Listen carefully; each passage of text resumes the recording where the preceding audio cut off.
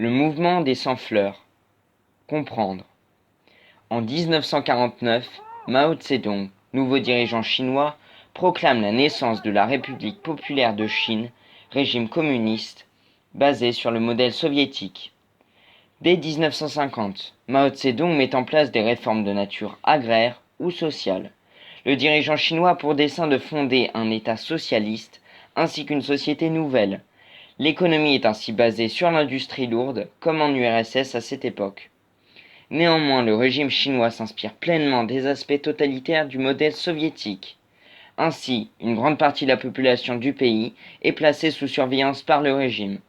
3 campagnes de terreur sont d'ailleurs mises en place entre 1950 et 1952, afin d'éliminer totalement les antirévolutionnaires, mais aussi le bureaucratisme, le gaspillage ou encore la fraude fiscale. Malgré ces mesures despotiques, Mao Tse-tung a besoin de rétablir son autorité sur le parti.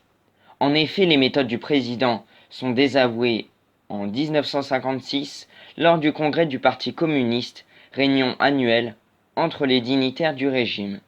Il souhaite par ailleurs améliorer les relations entre la population chinoise et le pouvoir communiste. C'est pour cela que Mao lance, dès 1956, une campagne ayant pour objectif de rallier au régime les intellectuels réticents au communisme. La phrase « que sans fleurs s'épanouissent, que sans école rivalisent » que prononce le chef d'État en 1956 symbolise une légère libéralisation du régime.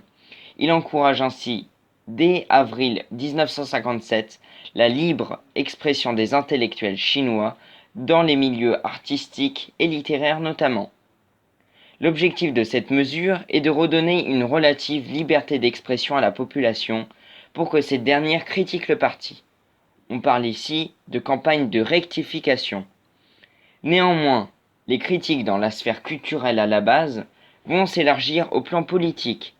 Certaines personnes, dans le contexte international de dégel entre les États-Unis et l'URSS, vont même remettre en question la présence du socialisme en Chine. Devant l'ampleur de cette hostilité grandissante, les dignitaires communistes décident de lancer, 2 mois seulement après le début de la campagne de rectification, une contre-offensive dénonçant les censeurs du régime socialiste. Cette mesure, menée par le gouvernement, touche principalement les secteurs de la presse et de l'administration. Tse-tung enverra ainsi de nombreux cadres, intellectuels et étudiants dans des camps de travail appelés laogai. D'autres intellectuels seront rééduqués par le travail manuel dans les campagnes du pays. Selon le politologue français Doménac, 555 000 personnes seront déportées à la suite du mouvement des Sans-Fleurs. Ce mouvement marque ainsi la fin du consensus entre le pouvoir et le peuple de Chine.